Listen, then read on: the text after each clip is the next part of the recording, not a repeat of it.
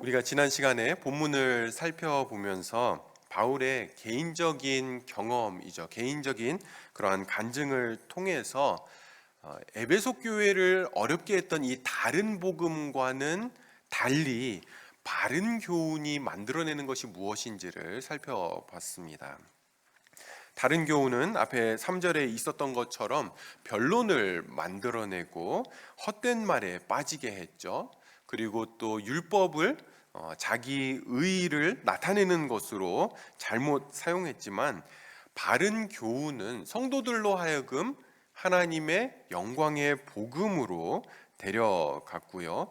그리고 복음 안에서 회심하고 거듭나는 결과를 만들어내게 됩니다. 지난 시간에 우리는 바울의 경험을 통해서 모든 성도들이 거듭나고 회심할 때에 참된 성도들 안에서 발견되는 그 거듭남의 표지들을 살펴봤습니다. 그것은 14절에 있는 그리스도 예수 안에 있는 믿음과 사랑이었고요.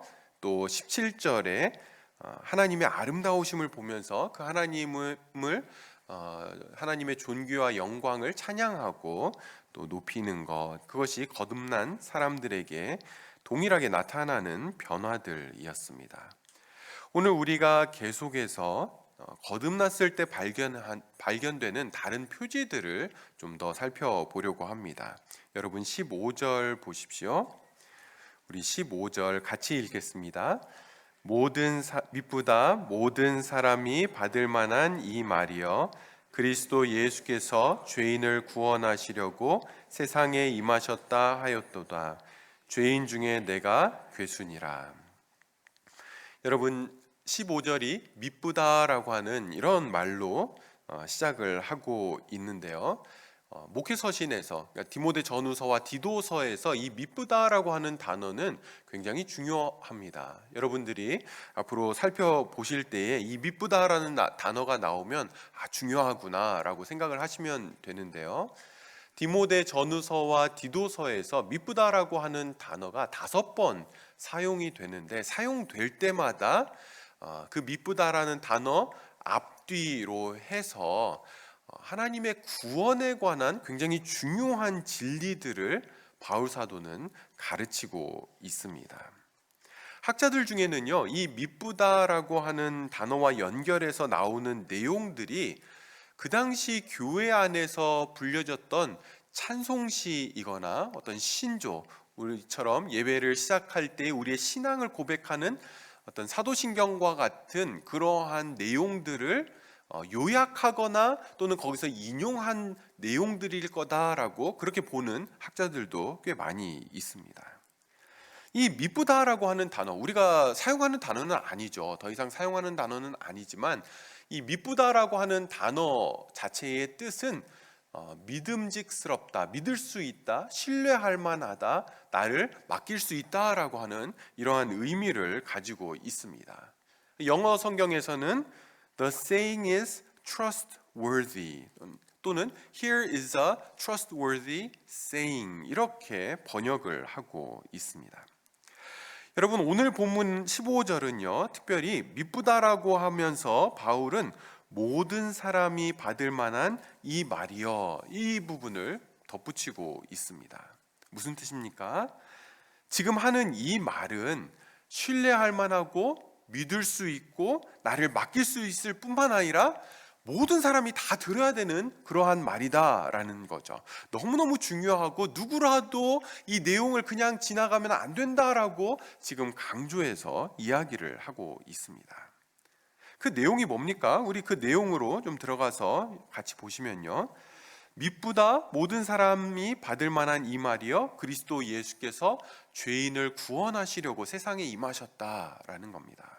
이게 신뢰할 만하고 그리고 모든 사람들이 받아들여야만 하는 그러한 내용이라는 거죠. 그리스도 예수께서 죄인을 구원하시려고 세상에 임하셨다라는 거죠. 여러분, 세상에 임하셨다, Jesus came into the world, 이렇게 이야기하는데요, 세상에 임하셨다라고 하는 이 표현은요, 예수님께서 선지하셔서 그 전에도 계셔서 다른 곳에 계시다가 이 세상으로 오셨다라고 하는 의미를 가지고 있습니다. 요한복음 1장 9절에 보시면 예수님에 대해서 이렇게 이야기를 합니다. 참빛 곧 세상에 와서 각 사람에게 비추는 빛이 있었나니. 또 요한복음 3장 19절에 보시면 그 정죄는 이것이니 곧 빛이 세상에 왔으되 사람들이 자기 행위가 악함으로 빛보다 어둠을 더 사랑한 것이니라. 여러분, 예수님이 이 세상에 임하신 것은 참빛이 세상에 온 것이다 라고 이야기를 하죠. 그리고 그 빛은 사람들의 어떤 숨겨지고 감춰지고 또 드러내고 싶지 않은, 알리고 싶지 않았던 죄를 드러내는 그러한 빛이었습니다. 그래서 사람들은 빛보다, 예수님보다는 어둠을 더 좋아했고 빛을 거부했던 것이죠. 요한복음 12장 46절에는 예수님이 자신에 대해서 이렇게 이야기를 합니다. 나는 빛으로 세상에 왔나니 무릇 나를 믿는 자로 어둠에 거하지 않게 하려 함이로다. 빛으로 세상에 오셨는데 어두움은 그 빛을 거부를 했죠. 원래 그 오신 그 빛에 대한 바른 반응은 무엇입니까? 빛을 믿는 것입니다. 무릇 나를 믿는 자로 어둠에 거하지 않게 하려 하기 위해서 오셨다라는 거죠. 어둠이 아닌 생명으로 인도하는 이 빛을 믿어야 했던 거죠. 그것을 오늘 본문에서 바울은 그리스도 예수께서 죄인을 구원하시려고 세상에 임하셨다, 이렇게 지금 표현을 하고 있는 겁니다. 죄인을 구원하시는 일을 위해 빛으로 이 땅에 오신 것입니다. 성도 여러분, 예수님이 빛으로 세상에 오셨는데 그 빛은, 그 예수님은 어떤 분이십니까? 요한복음 1장에 이 부분에 대해서 우리에게 잘 보여주고 있는데요. 선재하셨던, 원래 계셨던 그 예수님이 어떤 분이셨는지를 요한복음 1장 1절부터 보시면 이렇게 이야기를 합니다. 태초에 말씀이 계시니라. 이 말씀이 하나님과 함께 계셨으니 이 말씀은 곧 하나님이시라. 그러니까 어떤 말씀이 존재를 했는데요, 세상이 창조될 때에 이미 존재하고 있었습니다. 그 말씀은. 이 말씀이 하나님과 함께 계셨고 또 그 말씀 자체가 또 하나님이셨다라고 표현을 합니다. 그가 태초에, 2절부터 보시면 그가 태초에 하나님과 함께 계셨고 만물이 그로 말미암아 지은 바 되었으니 지은 것이 하나도 그가 없이는 된 것이 없느니라.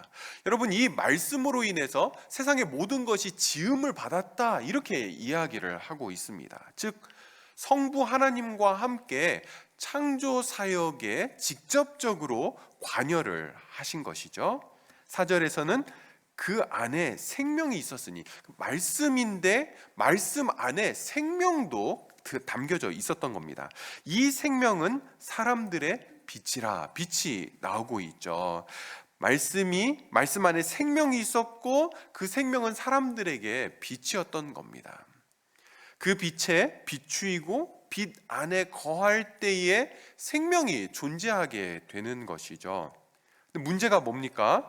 5절에 빛이 어둠의 빛이 돼 어둠이 깨달지 못하더라. 여러분, 빛이 비춰졌습니다. 말씀이 임했는데 사람들의 그 어두움이 빛의 그 생명력, 빛의 그 존재, 빛의 하나님 되심, 빛의 창조주 되심, 빛이 나의 주인이요 생명의 원천임을 깨닫지 못하고 그 빛을 어떻게 했습니까? 깨닫지 못했다. 이것은 빛을 무시했다라는 거죠. 거부했다라는 것입니다. 싫어했던 겁니다. 여러분, 언제 사람들은 예수님이 빛이라는 것을, 그 안에 생명이 있다라는 것을 깨닫게 됩니까? 예수 그리스도의 복음으로 성령께서 우리를 거듭나게 하실 때에, 성령의 역사로 인해서 하나님의 생명이 우리 안에 주어질 때에 예수님이 빛이 되신다라는 것을 깨닫게 되는 거죠. 그리고 그 빛 안에서 나를 보게 됩니다. 여러분, 예수님의 빛 안에서, 빛 되신 예수님 안에서 나를 보게 될 때에 무엇을 발견하게 됩니까? 내가 어두움이라는 것을 발견하게 되는 거죠. 내가 죄인이라는 것을 발견하게 됩니다. 내 안에 생명이 없다라는 것, 죽어 있는 존재라는 사실을 깨닫게 되는 것이죠. 성령 하나님께서 말씀을 통해서 하시는 중요한 사역이 바로 우리의 죄인됨을, 죄악됨을 깨닫게 하시는 것입니다. 요한복음 16장 7절에서부터 보시면 이렇게 이야기를 합니다. 그러나 내가 너희에게 실상을 말하노니 내가 떠나가는 것이 너희에게 유익이라. 내가 떠나가지 아니하면 보혜사가, 성령이죠, 성령이 너희에게로 오시지 아니할 것이요 가면 내가 그를 너희에게 보내리니 그가 와서 죄에 대하여 의에 대하여 심판에 대하여 세상을 책망하시리라. 죄에 대하여라 함은 그들이 나를 믿지 아니함이요. 여러분, 성령 하나님께서 우리 안에서 하시는 중요한 사역이 뭐냐면 죄를 책망하시는 건데, 이 죄가 뭡니까? 예수님을 믿지 아니한 것, 그것이 죄라는 거죠. 예수님을 믿지 않은 것이 죄라는 겁니다. 여러분, 여기 한번 잘 보십시오. 여러분, 우리가 죄라고 할 때에 우리 생각에는 대부분 어떤 도덕적이고 윤리적인 잘못, 이것을 죄라고 생각하기 쉬운데요, 성경은 예수님을 믿지 않은 것이 죄다, 이렇게 이야기를 하고 있습니다.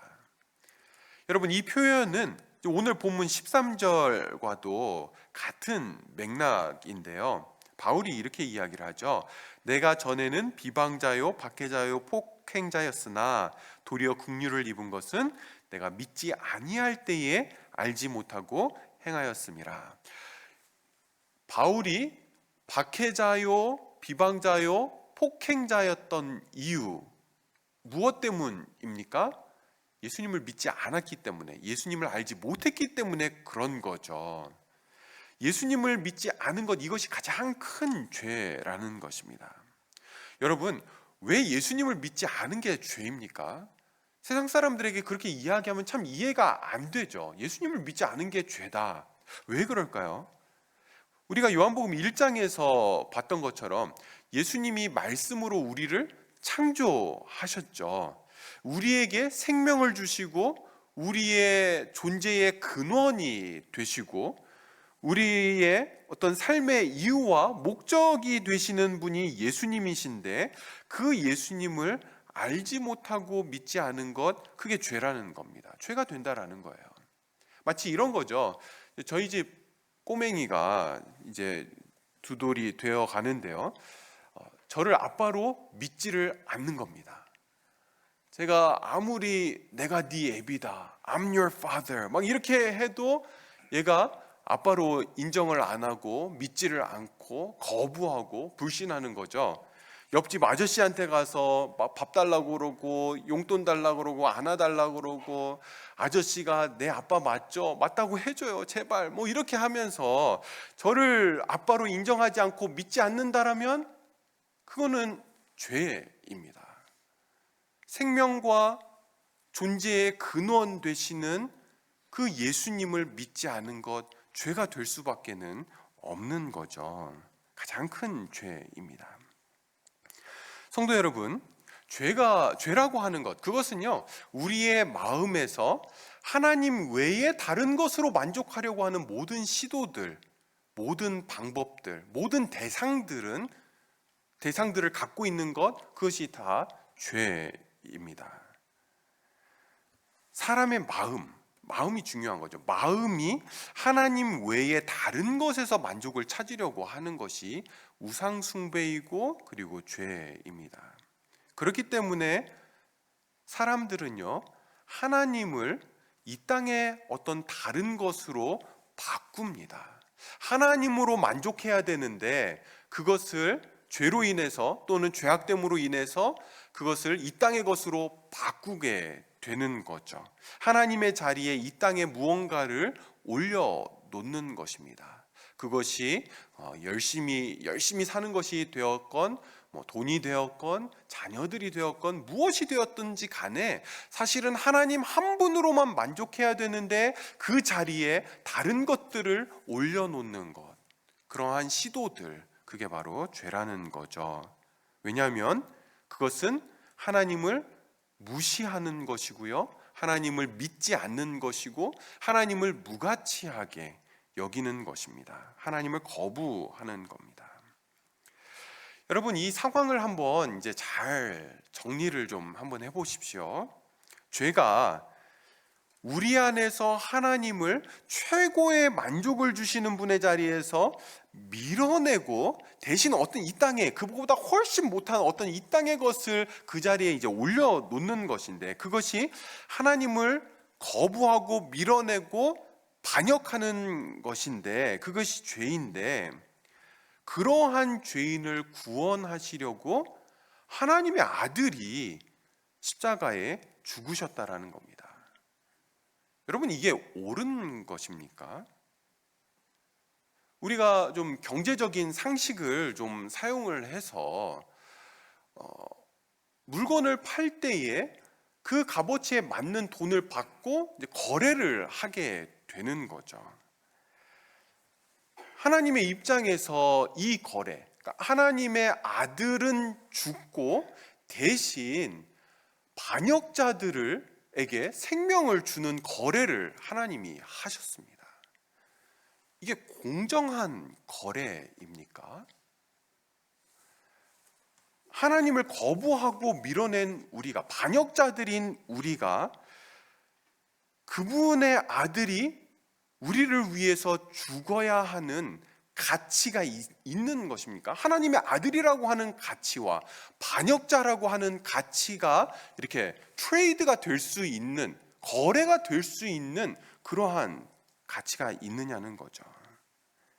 존 파이퍼 목사님은 이 부분에 대해서 이렇게 이야기를 합니다.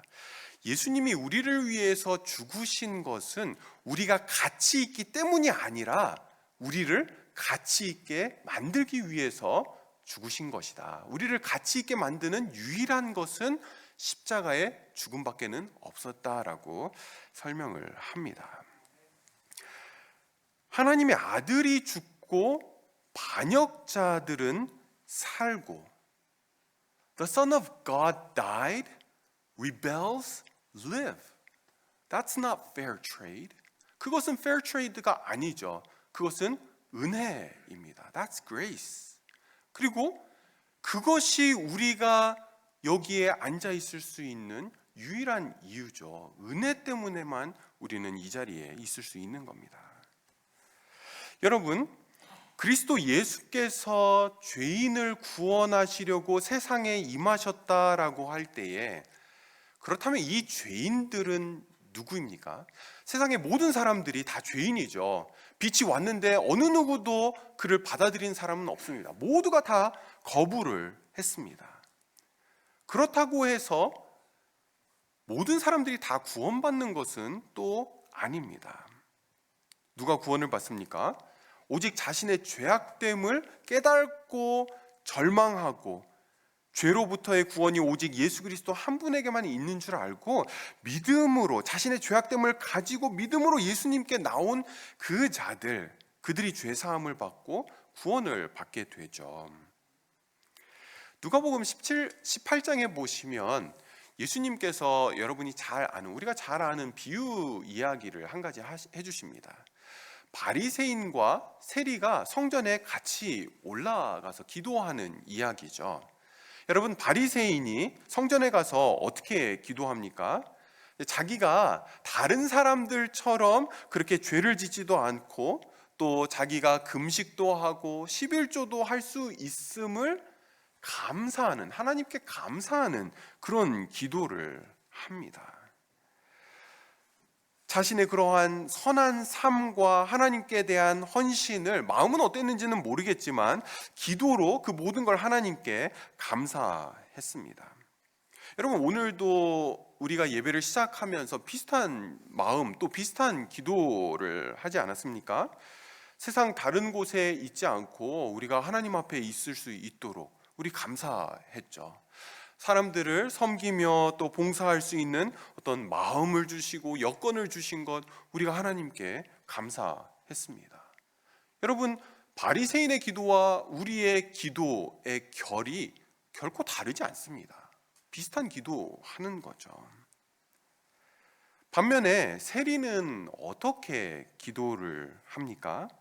이 세리는 일단 태도에서 좀 달랐습니다. 감히 하늘을 쳐다보지도 못하고 그리고 가슴을 치면서 기도를 하죠. 나를 불쌍히 여기소서, 나는 죄인입니다 라고 이렇게 기도를 했습니다. 주님이 이 이야기의 결론을 이렇게 말씀하십니다. 누가복음 18장 14절인데요. 내가 너희에게 이르노니 이에 저 바리새인이 아니고 이 사람이 의롭다 하심을 받고 그의 집으로 내려갔느니라. 무릇 자기를 높이는 자는 낮아지고 자기를 낮추는 자는 높아지리라 하시니라. 사랑하는 성도 여러분, 바리새인이 굳이 세리처럼 그렇게 그 정도의 죄인이 아니었기 때문에 굳이 그렇게 기도할 필요가 없었다, 그런 이야기가 아니죠. 거룩하신 하나님 앞에서 누가 죄인이 아니겠습니까? 세리나 바리새인이나 누가 더 높고 누가 더 낮고 그런 거 없죠. 다 도토리 키재기입니다. 그런데 누가 의롭다 하심을 받고 갔습니까? 자신의 죄악됨을 다른 사람과 비교해서 보았느냐, 아니면 하나님의 거룩하심 앞에서 보았느냐, 이 차이에서 의롭다 하심을 얻고 얻지 못하고가 결정이 되었던 것입니다. 성도 여러분, 바울은 자신이 비방자였고 박해자였고 폭행자였다라는 것을 언제 깨닫게 됩니까? 예수님 앞에 섰을 때, 예수님을 만나게 되었을 때에, 거듭나게 되었을 때에 깨닫게 되죠. 그 전까지는 어땠습니까? 열심히 교회를 박해하고 성도들을 어렵게 하고 힘들게 하고 잡아가두고 필요하면 죽이기도 했습니다. 왜 그렇게 했습니까? 그게 하나님을 섬기는 최선의 방법이라고 생각을 했던 거죠. 이게 선하게 사는 가장 핵심적인 방법이라고 생각했기 때문에 그렇게 했던 겁니다. 하나님을 위해서 제일 많이 헌신하고 하나님을 위해서 제일 많이 수고하는 것이라고 생각하면서 살았는데, 예수 그리스도 앞에 서서 보니까, 복음 앞에 서서 보니까 그것처럼 큰 죄는 없었던 것을 깨닫게 되는 겁니다. 죄인이라는 사실에서 도망칠 수가 없게 된 것이죠. 그러나 여기 죄인은, 바울이 말하는 그리스도 예수께서 죄인을 구원하시려고 라고 할 때 이 죄인은요, 바울과 같은 사람들, 정말 흉악범들을 말하는 것이 아니라 이것은요, 모든 사람들, 특별히 하나님의 거룩하심 앞에 서서 자신의 죄악됨을 본 모든 자들을 가리키는 것입니다. 여러분, 여기서 우리가 좀 주의 깊게 봐야 될 것은요, 15절 마지막 부분입니다. 바울은 자신을 가리켜서 죄인 중에 내가 괴수다라고 이렇게 이야기를 합니다. 자신을 지금 평범한 일반 사람들과 비교하는 것이 아니라 죄를 지어서 감옥에 갇힌 자들과 자신을 비교하면서 그들 중에 나는 죄수다라는 거죠. 여러분, 디모데 전후서에 우리가 서론을 살펴볼 때에 이 디모데 전후서 디도서는 가장 마지막에 바울의 생애 말미에 쓰여진 책이라고 우리가 봤습니다. 바울이 순교하기 전에, 길게는 한 2, 3년 전, 또 짧게 보는 학자들은 이 책을 쓰고 1년 후쯤에 순교했다라고 보는 학자들도 있습니다. 근데 바울이 쓴 편지들 중에 상대적으로 초기에 쓰여진 책 중에 고린도 전서가 있는데요, 이 책이 대부분 한 두 번째로 쓰여졌을 거다라고 그렇게 보는데요, 고린도 전서에서 바울은 자신을 누구와 비교하냐면 사도들과 비교하게 됩니다. 나는 사도 중에 가장 작은 자다라고 이렇게 이야기를 합니다. 사도들, 다른 하나님의 사역을 하는 그 사도들과 비교할 때에 자기는 가장 작은 자라는 거죠. 사도들의 서열이 있다라면 자기는 가장 끄트머리에 있는 자다, 이렇게 이야기를 합니다. 바울이 사역하면서 중간쯤에 쓰여진 책 중에 에베소서가 있는데요, 이 에베소서에서는 자신을 모든 성도들보다도 더 지극히 작은 나, 이렇게 표현을 합니다. 그러니까 모든 성도들과 자신을 비교하면서 가장 낫다라고 이야기를 하죠. 그리고는 생애 말년에 오늘 본문에서는 모든 죄인들과 비교해서 자신을 괴수라고 이야기를 합니다. 여러분, 바울이 나는 죄인들 중에 괴수입니다, 죄인들 중에 최고 나쁜 사람입니다 라고 이야기할 때에, 여러분, 이 시제가, 이 텐스가 과거 시제가 아닙니다. 과거형이 아니라 현재 시제라는 거죠. 프레젠트 텐스로 지금 이 부분이 쓰여져 있습니다. 무슨 뜻입니까? 내가 전에 비방자요, 박해자요, 폭행자였는데 그때 나를 생각해 보면 나는 죄인들 중에 정말 괴수였습니다, 이런 이야기를 하는 것이 아니라 지금 현재 주의 사역을 열심히 감당하고 이제 마무리되어가는 생애 말년에 자기 자신을 보면서 나는 정말 죄인들 중에 괴수다라고 이야기를 하는 거죠.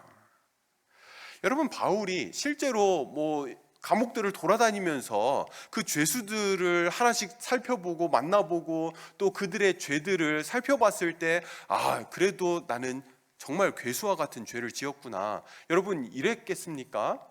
실제로 만나봤다고 했다고 해도 바울이 더 많은 죄를 짓지 않았죠.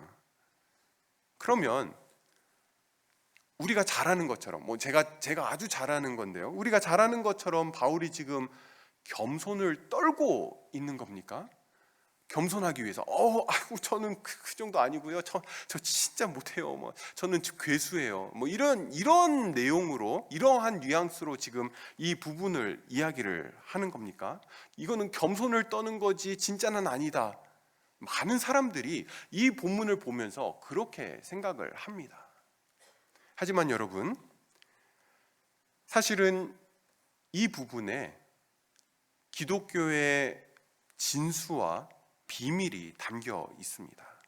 저는 이것이 기독교의 핵심 중에 하나라고 보는데요, 바울이 실제로 괴수와 같은 어떤 그러한 죄를 지은 것은 전혀 아니지만 바울 자신이 느끼는 것은 죄인들의 괴수로 자기 자신을 느꼈다라는 겁니다. 실제로 그렇게 느꼈다라는 거예요. 왜 그렇습니까?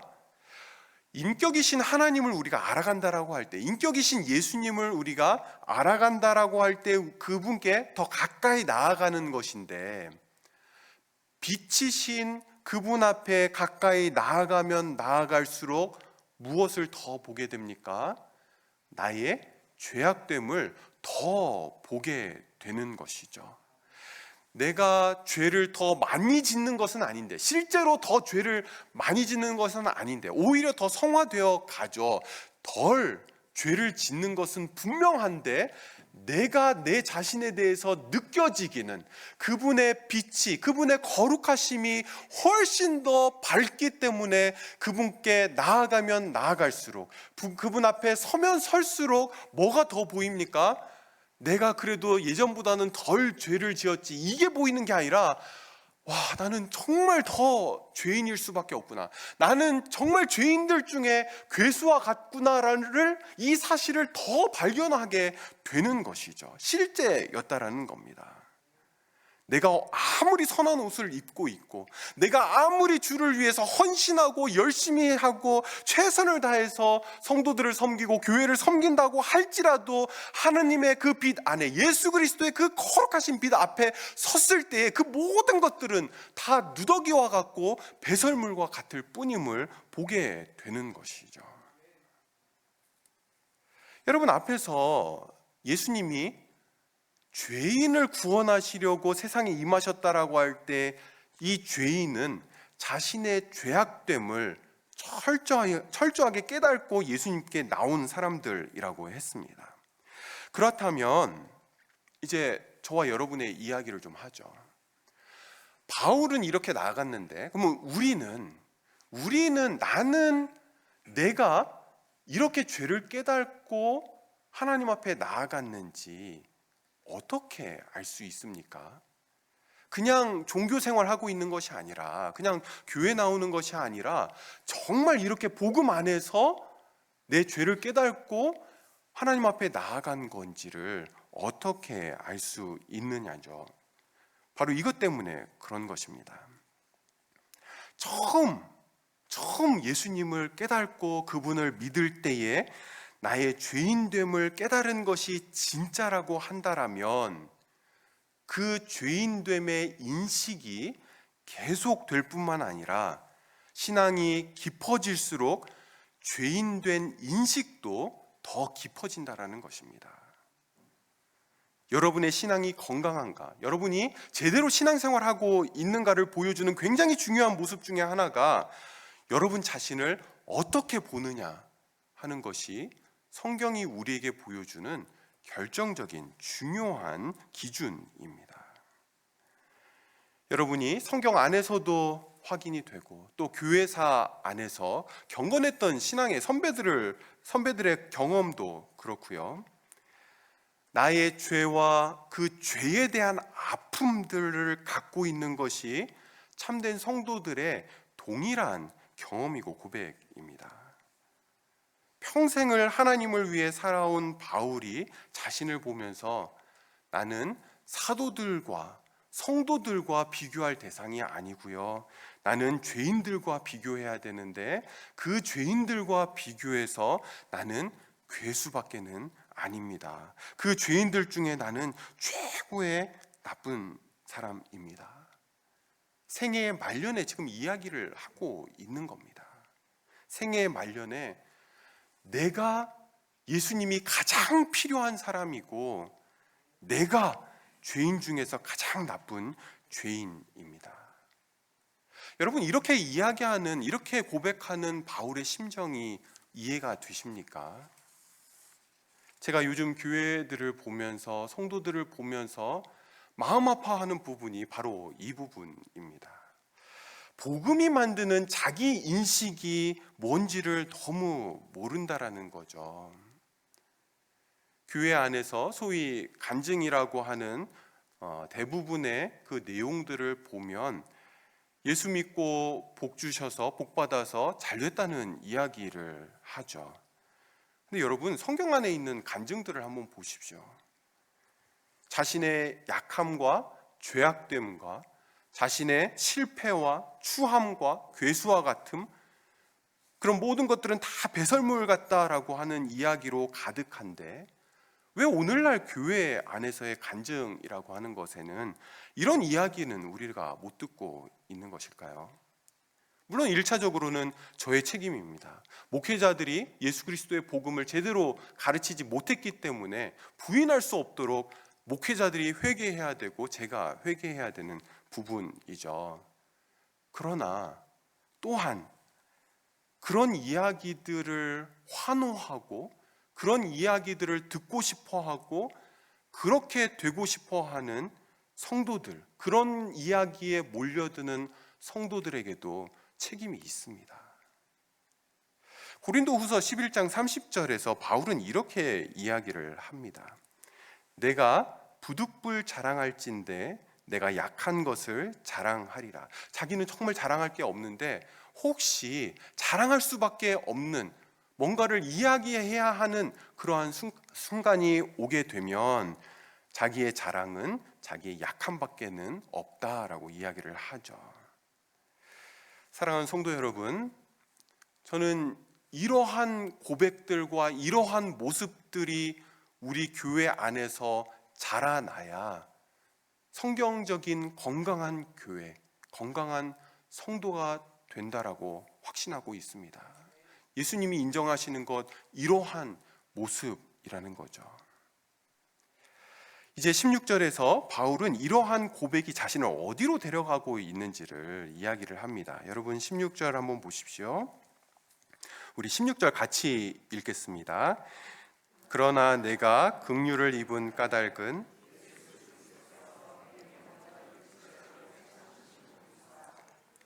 주를 믿어 영생 얻는 자들에게 본이 되게 하려 하심이라.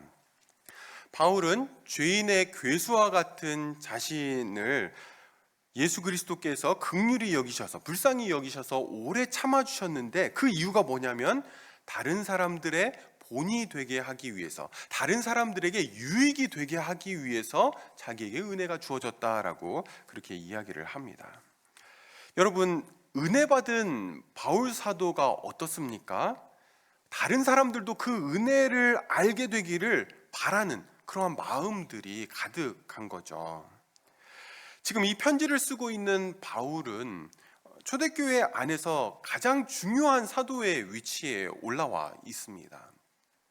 모든 교회들 안에서 그 누구보다도 그의 사역과 가르침과 그의 능력과 어떤 그의 영향력이 가장 강력하고 중요했죠.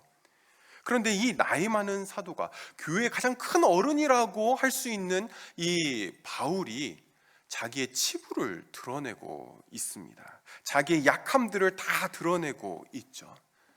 그저 예전에 내가 정말 창피해서 말도 못했는데 내가 비방자고 박해자고 폭행자였다, 이렇게 말하는 정도가 아니라, 그런데 사실 지금 내가 너무너무 죄인 중에 괴수라는 것을 인정할 수밖에 없는 그러한 존재다라고 이야기를 합니다.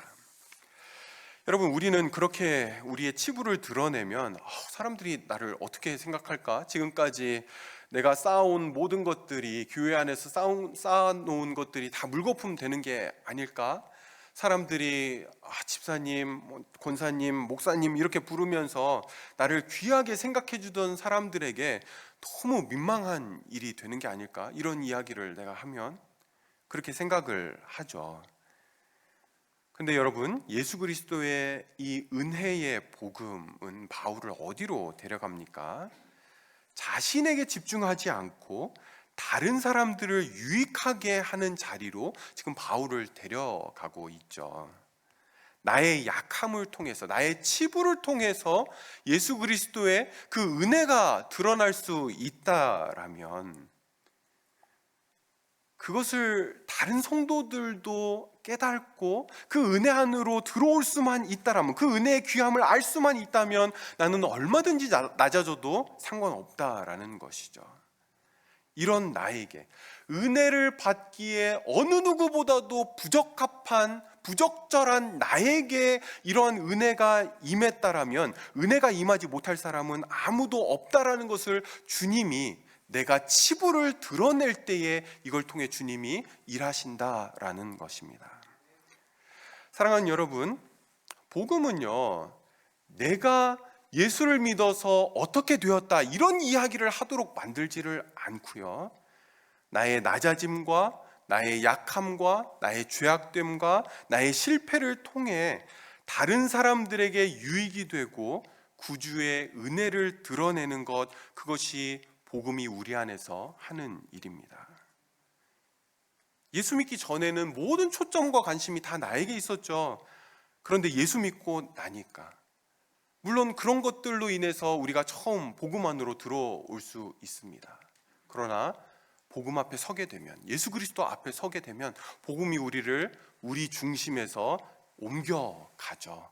다른 사람들의 유익과 다른 사람들을 향한 사랑과 섬김과 관심의 자리로 우리를 데리고 갑니다. 오히려 나를 통해서, 나의 약함과 나의 연약함과 죄악됨과 실패를 통해서 주님이 다른 사람들에게 어떠한 유익을 줄 수 있을까 생각하는 거죠. 왜 그렇습니까?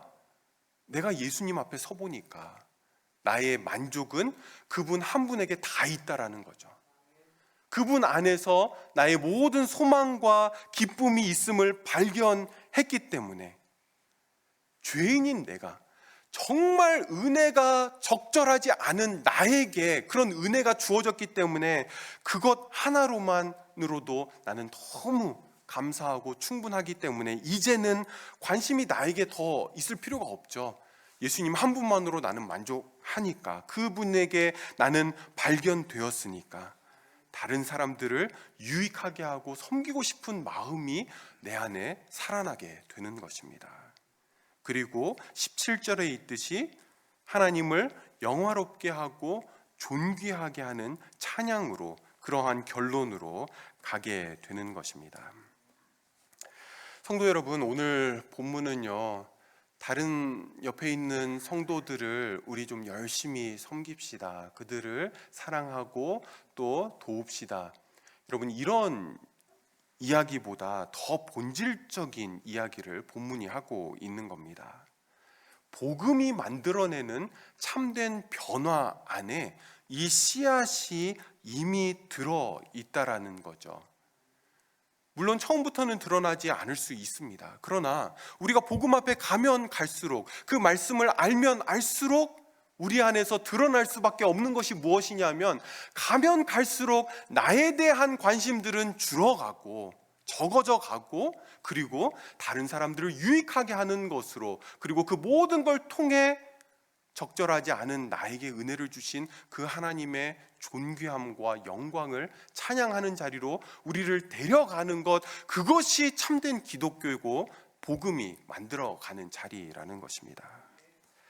여러분, 이러한 고민들이 저와 여러분 안에 있어야 됩니다. 우리 교회 안에 있어야 되는 거죠. 성경이 보여주는 이런 참된 성도의 모습들을 우리가 다시금 우리가 마음에 새기고, 예수 그리스도의 복음이 우리를, 또 우리 교회를 참되게 이끌어가 주시기를 소망합니다. 시간 우리가 들은 말씀 가지고 같이 한번 기도할까요? 우리의 신앙의 연수가 더해질수록 끊임없이 우리는 나 자신에게 너무 집중하고 있지는 않습니까? 우리가 이 시간 바울이 고백하는 이야기들을 보면서 자기 인식, 나를 어떻게 생각하는지가 굉장히 중요한데요, 성경이 이야기하듯 이렇게 나를 볼 수 있도록, 이렇게 예수 그리스도를 만나고 그 빛 아래 비추음을 받도록, 그리고 나에 대한 관심에서 다른 영혼들을 섬기고 유익하게 하는 곳으로 내가 자라갈 수 있도록 우리가 들은 말씀 가지고 우리 자신과 교회를 위해서 함께 기도하겠습니다. 주님, 이 시간 우리가 주 앞에 나아갑니다. 주님, 제가 정말 죄인 중에 괴수임을 고백합니다. 아버지 하나님, 사람들 앞에 아버지 하나님이 어떻게 드러날까 하는 것에 아버지 하나님 나 신경 쓰고 나에게 여전히 관심을 갖고 있는 그 자리에서 아버지 하나님 간절히 기도하오니 나를 건져주시고, 아버지 하나님 다시금 복음이 보여주는, 성경이 보여주는 그 자리로 아버지 하나님 이끌어가 주시옵소서. 끝없이 아버지 하나님이여, 아버지 하나님 죄악됨을 깨닫지 못하고 내 안에서 다른 것으로 만족하려고 하는 주님, 저를 불쌍히 여겨주시옵소서. 사람들의 인정과 아버지 하나님, 사람들의 그한 것들에 아버지 하나님이여 하는 죄를 주님 불쌍히 여겨주시고, 다시금 그 자리에서 돌이키지 않도록 여전히 끝없이 예수 그리스도 안에서 만족하는 자로 아버지 하나님 설 수 있도록 도와주시옵소서. 주님, 다른 사람들을 유익하게 하는 그 마음들이 우리 안에 더 깊어지기를 원합니다. 주님 도와주시옵소서. 은혜를 더하여 주시옵소서. 주여 기도하오니 주님, 우리를 말씀이 말하듯 그렇게 빚어가 주시옵소서. 도와주시옵소서.